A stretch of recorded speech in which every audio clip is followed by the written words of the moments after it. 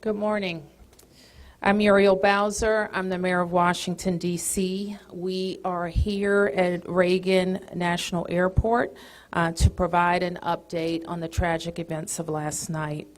I'm joined by U.S. Transportation Secretary Sean Duffy, D.C. Fire and EMS Chief John Donnelly, American Airlines CEO Robert Eisen, the MWA, the Metropolitan Washington Airports Authority CEO Jack Parter, United States Senator Mark Warner, United States Senator Tim Kaine, U.S. Representative Don Beyer, as well as the Chief of the Metropolitan Police Department, Pamela Smith.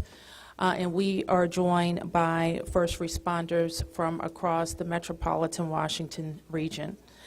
I speak for all of us when I say, and certainly all Washingtonians, how very sad we are for American Airlines, for the United States Department of Defense, and for all Americans for the loss of life that happened with the collision of these aircrafts. We know that includes families from across our region as well as in Kansas and across the country. This morning we all share in a profound sense of grief. I do want to thank the first responders who acted quickly last night, who ran towards danger, went into a very frigid river, and have worked throughout the night. Chief Donnelly reported in last night's briefing that we have a strong mutual aid agreement in our region, and those teams have worked together throughout the night in really tough and heartbreaking conditions, and we should all thank them for their heroic efforts.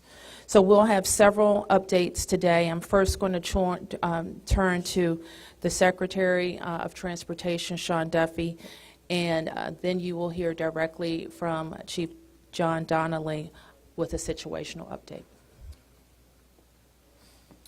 Thank you, Mayor. Again, Sean Duffy here, Secretary of Transportation. We wish we were gathering for different purposes today. I just want to let you know that the Department of Transportation, the FAA, along with the White House, President Trump, local, state, and federal partners all working together on this incident in unison. I couldn't be prouder of this team that's been assembled, working tirelessly. Mayor, I want to thank you specifically for your work. A few details I'd like to give all of you, and some of you have reported this, but last night, if you live in the D.C. area, you would know that this was a clear night last night. The helicopter was in a standard pattern. If you live in the D.C. area, you'll see helicopters up and down the river. This flight pattern is seen oftentimes when you live in D.C. This was a standard flight pattern last night as well. The American Airlines flight coming into land was in a standard flight pattern as it was coming into DCA. So this was not unusual with a military aircraft flying the river and aircraft landing at DCA. And again, if you live in the area, you'll see that frequently with those two aircraft working together. As many of you have reported, we have located the two aircrafts. The fuselage of the American Airlines plane was inverted. It's been located in 3 different sections. It's in about waist-deep water, so that recovery is going to go on today as that recovery takes place of the fuselage of the aircraft. NTSB is going to start to analyze that aircraft, partner with the FAA with all of the information we have to get the best results possible for the American people. I would just say that safety is our expectation. Everyone who flies in American skies expects that we fly safely, that when you depart an airport, you get to your destination. That didn't happen last night. And I know that President Trump, his administration, the FAA, the DOT, we will not rest until we have answers for the families and for the flying public. You should be assured that when you fly, you're safe. Thank you.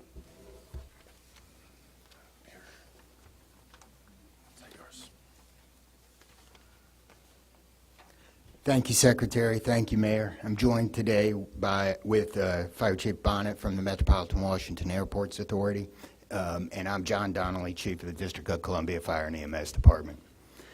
Last night at 8:48, the control tower sounded an alert, which alerts responders to respond to a report of an aircraft crash on or near the airport. That sets off an immediate response from the Airport Authority Fire Department, from the District of Columbia and Metropolitan Harbor Patrol fire boats and other fire boats on the river in order to support that type of operation. Very quickly, this call escalated. It became apparent, the responders realized that they had a plane crash and immediately escalated to a response that ultimately included about 300 people last night. These responders found extremely frigid conditions. They found heavy wind. They found ice on the water, and they operated all night in those conditions.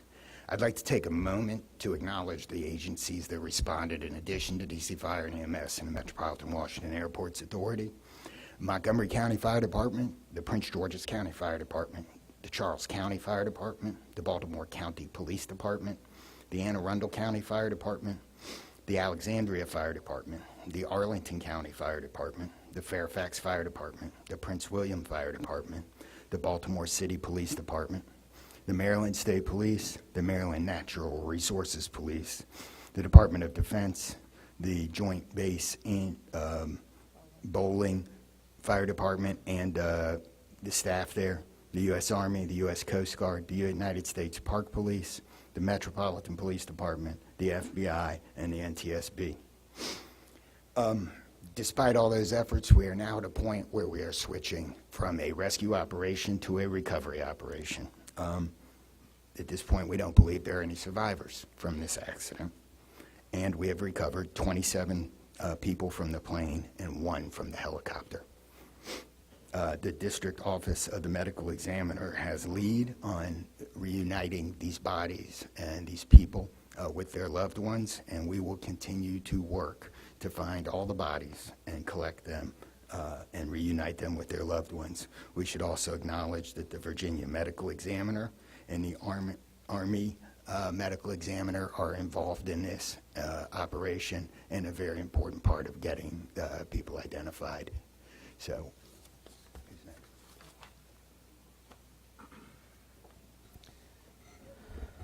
Our hearts are certainly with all of the crew in American Airlines, and we'll hear from CEO Isom. Thank you, Mayor. Good morning. I'm Robert Isom, the CEO of American Airlines. I want to express my sincere condolences for the accident that happened at DCA last night. We're absolutely heartbroken for the family and loved ones of the passengers and crew members, and also for those that were on the military aircraft. Our focus right now is doing everything that we can to support all of those involved and also the PSA Airlines team. This is devastating. We are all hurting incredibly. We urge any family and friends looking for information about their loved ones to call our designated helpline, and that's at 1-800-679-8215, 1-800-679-8215. And here's what I can share at this early stage. American Eagle Flight 5342, operated by PSA Airlines, traveling from Wichita, Kansas to Reagan National Airport, was involved in an accident just before 9 p.m. local time on final approach into Reagan National. It collided with a military aircraft on an otherwise normal approach, and at this time we don't know why the military aircraft came into the path of the PSA aircraft. Flight 5342, a CRJ 700, was under the command of 4 crew members. They carried 60 passengers, as you know, for a total of 64 people on board. In addition to local resources already here in D.C., American Airlines has activated our care team, and that's a group of specialists that are trained to support these types of responses. These team members are on site or arriving soon.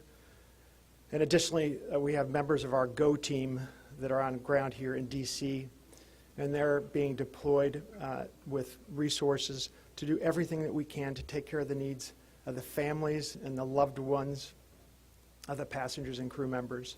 And that is our sole focus. And we're so grateful for the first responders. They've been working through the night, courageous efforts. And we're actively working with local, state, and federal authorities on emergency response efforts and closely coordinating with PSA Airlines as they cooperate fully with the NTSB on the investigation. I know that there are many questions. And at this early stage, I just won't be able to answer many, but we'll provide additional information as it comes. Thank you.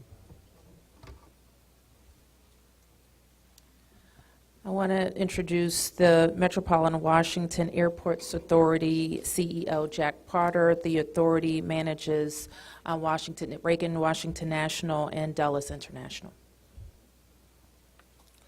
Good morning, and thank you, Mayor. First, let me begin by expressing our condolences for all the victims of this flight and for their families. There's a lot of grieving going on, and so we're very sympathetic to that. I want to echo what was said about the first responders. When there's a problem in this area, everybody drops everything, and they rush to wherever the problem is. So I want to thank the chief, the entire team from Washington, D.C., but just as important, the list of folks that the chief described. Federal authorities have been here en masse, and so a lot of effort was brought to bear. Unfortunately, we weren't able to rescue anyone, but we are in the recovery mode right now.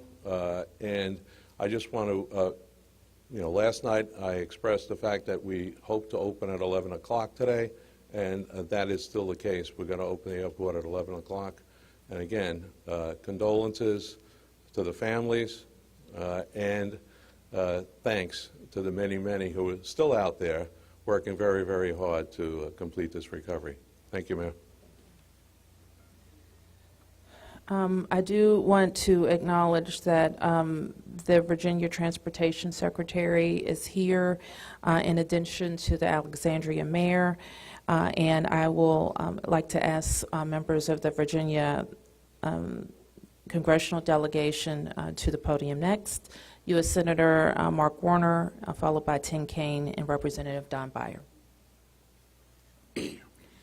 Thank you, Mayor. I want to join with everyone else and express my condolences for the victims. For folks who don't live in the DMV, we are made up of a lot of jurisdictions. Reagan Airport's in Virginia.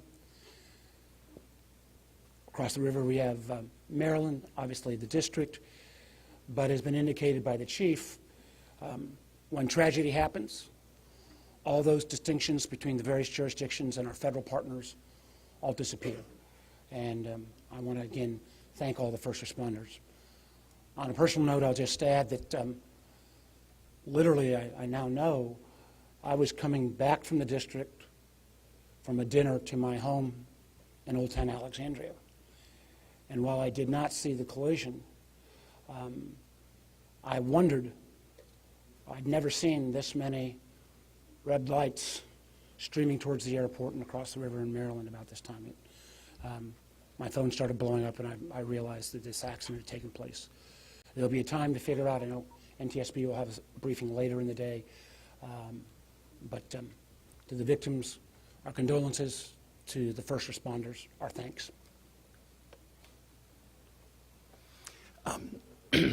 Sorrow, thanks, and questions. So sorrow, as all have expressed, to the crew, to the passengers, to the soldiers, to their families, to their friends, to their loved ones, to people who are still trying to get information and unsure whether their loved ones have been lost. We offer our profound condolences to them and our sorrow for this tragedy. Thanks. I'll echo, Mayor, what you began with. When you see a challenge like this and you see people from so many different agencies, local, state, federal, with different uniforms, different badges, but working in such a coordinated way, even in the midst of a tragedy, it does give you a sense of appreciation and pride in people's willingness to come to the danger and work together. And I started to see that as a local official 30 years ago in Richmond, and definitely have seen it here. And then finally, questions. There are going to be a lot of questions, obviously, a lot of questions. And that's what the NTSB's job is to be an independent investigator of incidents like this. And they are here. We were in dialogue with them earlier today. They've been here since they got the alert, and they will be doing the work and playing lead in answering the many questions that we have. And that's as it should be. It's not a time to speculate. It's a time to investigate and get answers to the questions we need, and I have confidence that will be done. Thank you. Following up on the Senator, I think grief, thanks, and service, with millions and millions of Americans traveling every year, we are all grieving, knowing that it could have been our loved ones, it could have been us. And our hearts go out to all those who have lost folks. In a most partisan place also, I'm really thankful that Democrats and Republicans, people from all over, have come together to try to make sure that people are served. As a local representative, I want the families to know that our office is available to serve you in any way we possibly can through this time of grief and transition and loss. And then also just note that we're deeply grateful for the people who risked their lives last night on a moment's notice and spent the whole night on the river in the ice and the wind, serving us. And then finally, as Senator Kane, Senator Warner noted, after the NTSB investigation, we've got to make sure that at the federal level and with the support of Virginia and Maryland, D.C., we're doing everything we can to make sure this does not happen again.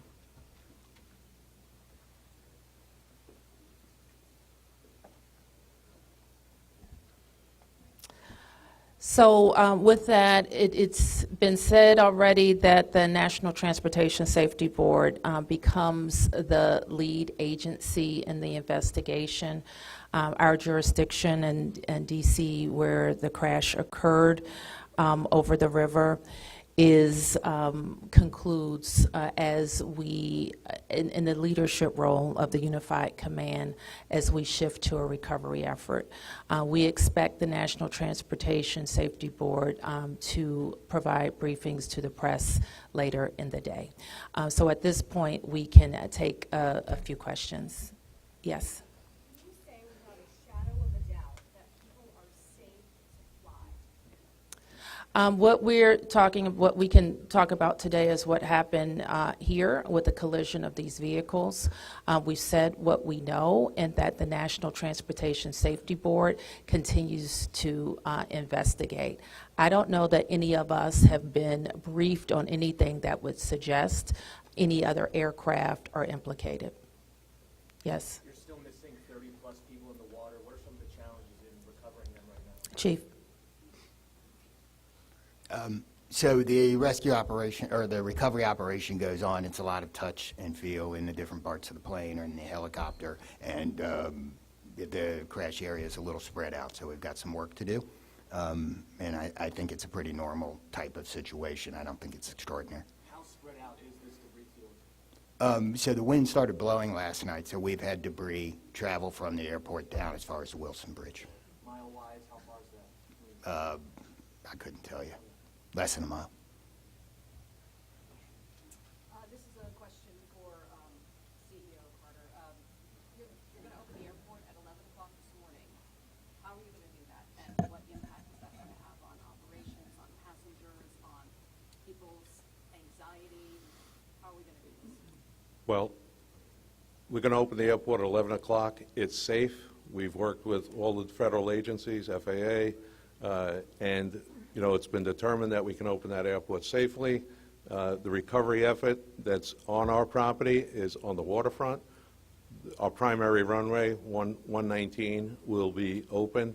It's away from any activity. We're going to have a secure area around that, so all are comfortable that we can get back to operations. Now, each airline will announce or communicate to their passengers what their operations are going to be. Obviously, their networks were disrupted overnight, and so we might have a slow recovery, but the bottom line is we will begin to have aircraft moving in and out of this airport at 11 o'clock. Okay, so 1, 2,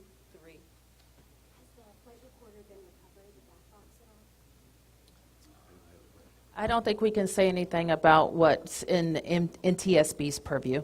You mentioned the airport opens 3 hours from now. There's a lot of helicopter traffic from the military, U.S. Park Police, and all that. Will helicopters be flying right through here as well, beyond the recovery efforts?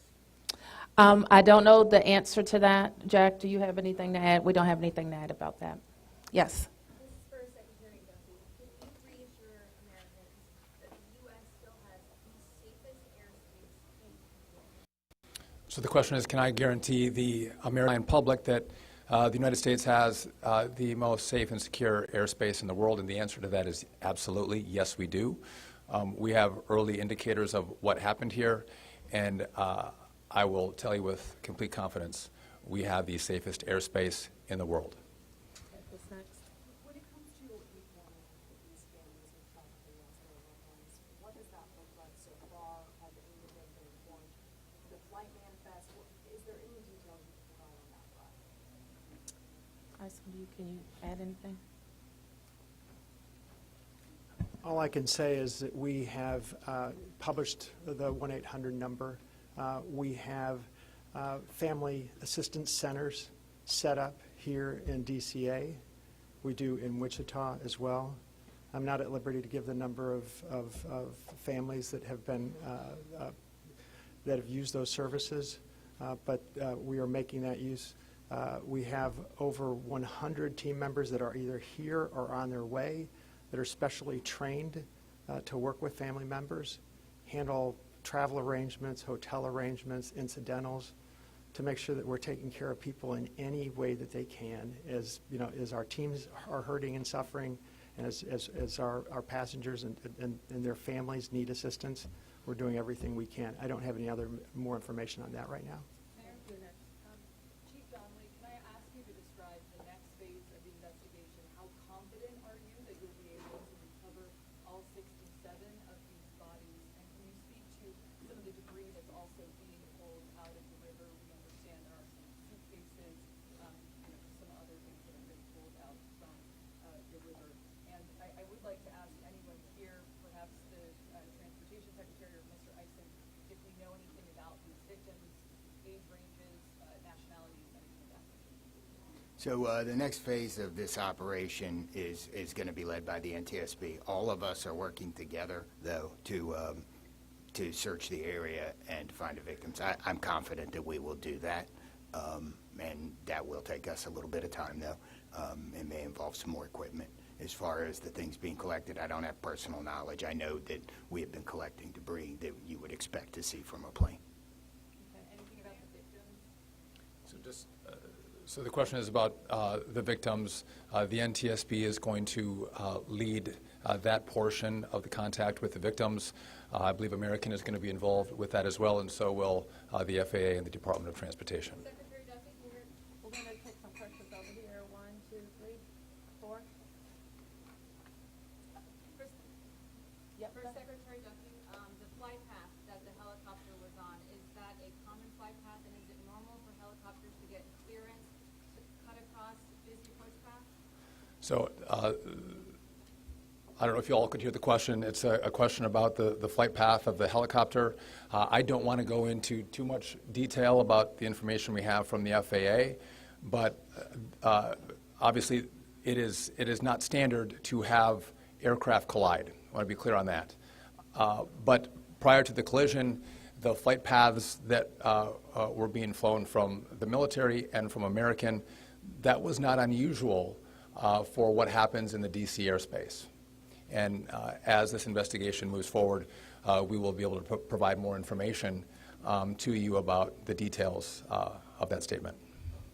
I wanted to follow up on that question regarding the flight path that you said is standard. So can you speak to the conversations with air traffic control? Were there blind spots here? So the question is, were there blind spots with air traffic control? I don't want to make statements about that. I don't lead into that answer. But again, I think whether it was air traffic control, whether it was military aircraft, helicopters, or the American flight, everything was standard in the lead up to the crash. Now, obviously, something happened here. You'll get more information and more details as this investigation moves forward. We'll learn what happened. But again, those who live in the D.C. area, we see military helicopters fly up and down the river. It's a standard path that they fly. They're used to aircraft landing at DCA, and there's a procedure in place because this happens every day. Something went wrong here. I look forward to the time and point when we can give you that information, but I don't want to comment on that right now. Senator Payne, Senator Warner, you all have been, very vocal about your concerns about busy runways here, air traffic. I know it's still early in the investigation. I'm just curious, any steps that you all plan to take to address that? We have raised this issue continuously. We've got very busy airspace. I think we will ask questions, but at the appropriate time.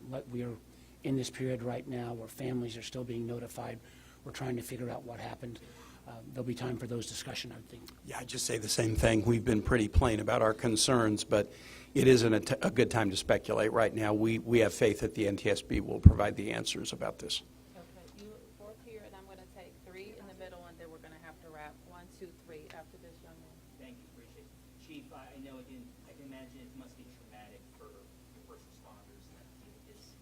How are they doing right now, and are you all going to be offering any services to help them as they process this? So thank you for the question. Our first responders are resilient people, but yes, this call will be hard for them. Our peer support teams are already engaged with the responders, and we'll be following up on that to make sure that they're okay. But I think the concern is real.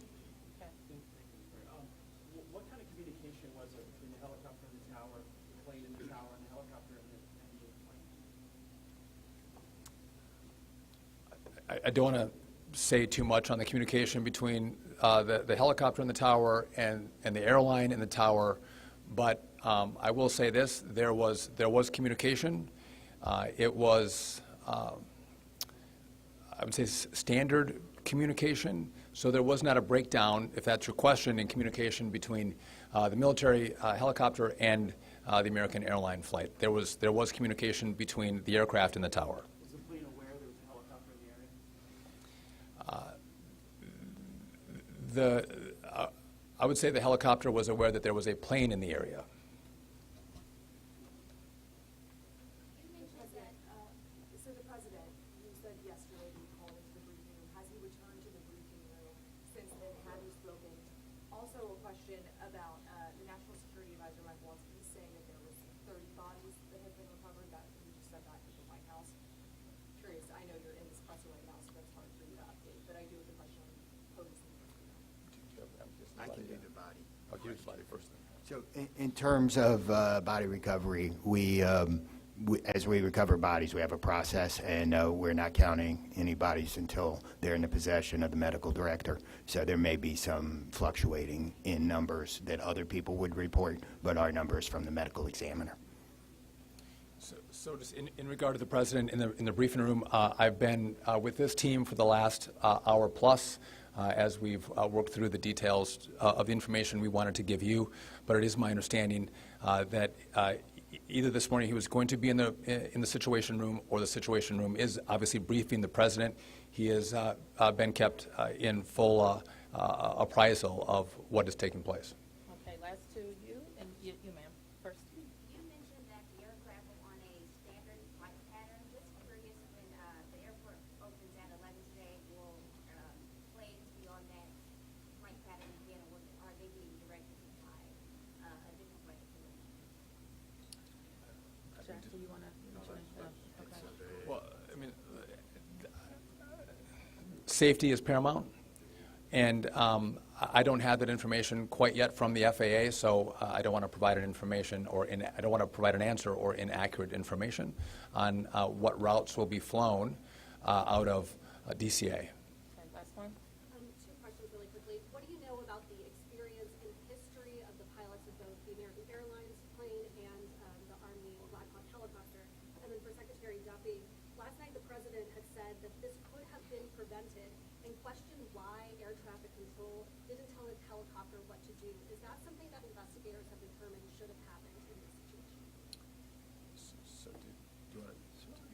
Quickly, Secretary. Just just quickly, I don't have a lot of information to release, but these are experienced pilots. I know that the captain had 6 years with PSA, or almost 6 years with PSA, and the first officer almost 2 years. Again, standard approach, and that's about all I can say. Thank you. In regard to the military, I don't have information in regard to the experience of the military pilots. I would just note that this was classified as a training mission. Sometimes people could think that a training mission is someone who is inexperienced in the cockpit. We call these missions that are flown in the D.C. area as our pilots are getting hours in experience training missions. So don't read into that we had how many hours the pilots on the military aircraft had. And you had another question for me that was. Last night, the president had said Yep. that this could be prevented, and also that air traffic control, questioning why they may not have communicated with the helicopter telling them what to do. We are going to wait for all the information to come in from this vantage point, but to back up what the president said, what I've seen so far, do I think this was preventable? Absolutely.